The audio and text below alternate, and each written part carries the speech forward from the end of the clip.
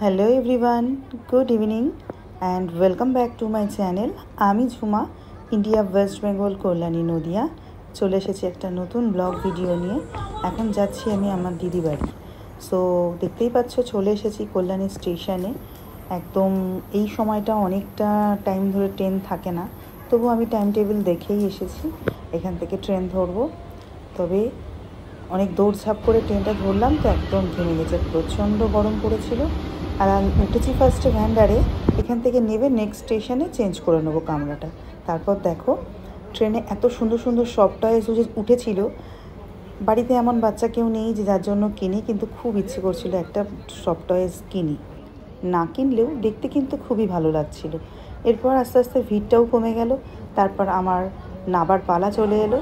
এরপর আমি নেমে পড়বো। আর এখন ঠিক বাজে 9টা 10-15 মতো, মানে আমি বাড়ি থেকেই অনেকটা লেট করে বেরিয়েছি। আমি গন্তব্যস্থলে পৌঁছেই গেছি। এরপর আমি একদম বাসে করে দিদির বাড়ি। অনেক সময় পথ চলতে অনেক অচেনা মানুষের সাথে দেখা হয়, যাদের সাথে কোনো সম্পর্ক না থাকলেও মনে হয় যেন অনেক চেনা জানা। একটা আন্টির সাথে দেখা, রাস্তায় দেখা হলো। আন্টিকে ধরে নিয়ে যাচ্ছি। বলো আন্টি, তোমার নাম বলো। মিলু ত্রিপাঠী। আমি কবিতা করি।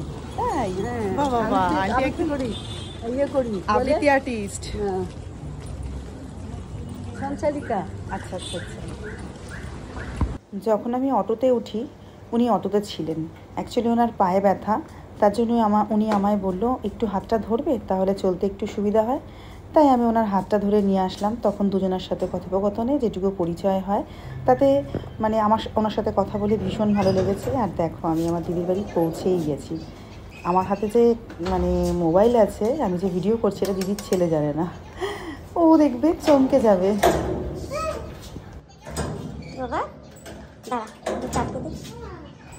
এখানেই পৌঁছতে পৌঁছতে আমার রাত্রি 9:30 বেজে গেছে, তাই আর রাতের কোনো ক্লিপস নেওয়া হয়নি। এখন সকাল হয়েছে, আমি পুরো ভিডিওটা একসাথে একটা ব্লগেই দিয়ে দিলাম। সো গুড মর্নিং সবাইকে। আর চলো তোমাদের বাইরের পরিবেশটা দেখাচ্ছি। এখন আমি যাচ্ছি ছাদে। লিফট কল দিলাম, বাট হয়তো নিচে কেউ ডোরটা খুলে রেখেছে বলে লিফটটা আসলো না উপরে, তাই আমি হেঁটেই চলে এলাম। একতলা তো উঠে চলে এলাম। তো আমার পেছনে পেছনে দেখবে কে কেন জানি আসছে। না, আমার এখানে আসলে ভীষণ ভালো লাগে। দেখো চারপাশটা একটু এত ভালো লাগে।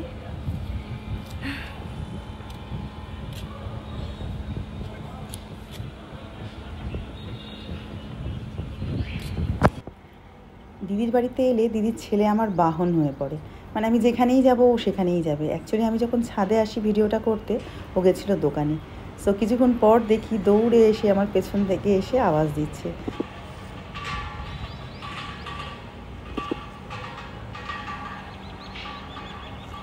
এখন কিন্তু ক্যামেরাটা ওর হাতেই আছে। অ্যাকচুয়ালি ও আমার খুব সুন্দর একজন ফটোগ্রাফার। যখন ও আমাদের বাড়িতে আসে বা আমি ওদের বাড়িতে যাই, ও আমার সব ক্যামেরাটাই সম্পূর্ণ ও ধরে দেয়, আর ভীষণ সুন্দর সুন্দর ভিডিও বানিয়ে দেয়। ওকে আমার কিছু বলতেই হয় না। অ্যাকচুয়ালি ওর ক্যামেরা ধরার নলেজটা খুব ভালো।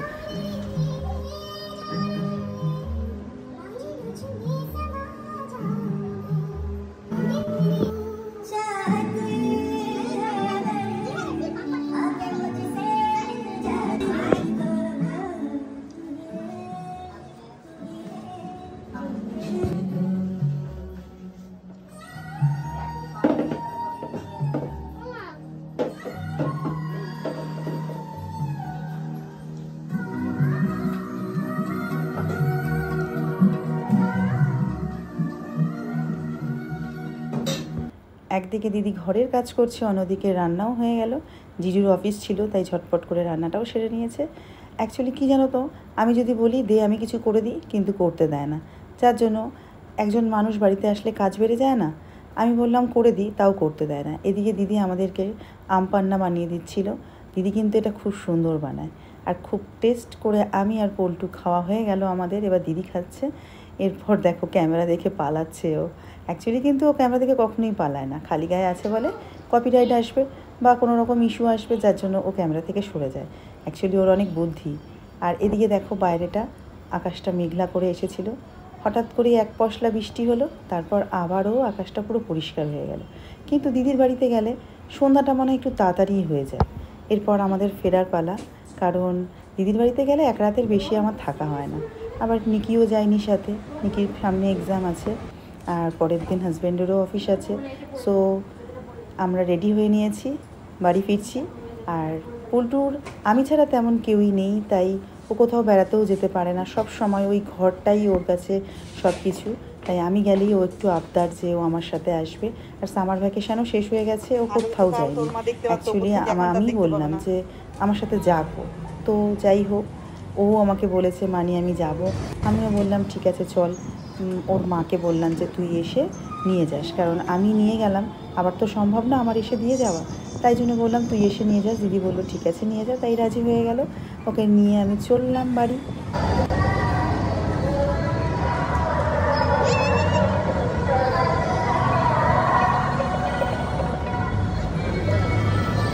সো এরপর বাস থেকে নেমে ট্রেনে উঠবো। আর এই টাইমটা প্রচণ্ড ভিড় হয় ট্রেনে, তাই ফোনটা হাতে না রাখাই ভালো। এরপর আর কোনো ক্লিপস নেওয়া হয়নি। ভিডিওটা এতটা ভালো লাগলে like, comment, share and subscribe করো। Tata, bye, love you all.